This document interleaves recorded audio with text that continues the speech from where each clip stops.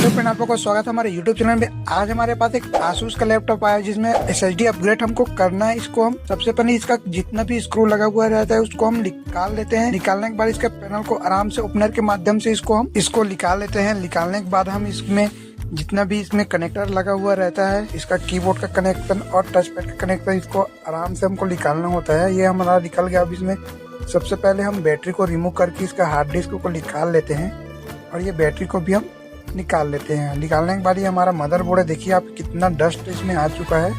उस डस्ट को हम सबसे पहले साफ कर देते हैं। अब इसमें हम 128 GB NVMe SSD लगा देते हैं। लगाने के बाद फिर से हम फिटिंग कर देते हैं। फिटिंग करने के बाद जितना भी इसमें कनेक्शन को लगा देते हैं उसको प्रॉपर तरीके से हम फिट करके इसमें Windows 10 इसमें इंस्टॉल कर देंगे। अगर आप हमारे YouTube चैनल में नए तो वीडियो को लाइक और चैनल को सब्सक्राइब जरूर कीजिए और अपने दोस्तों के साथ शेयर जरूर कीजिए। Thank you.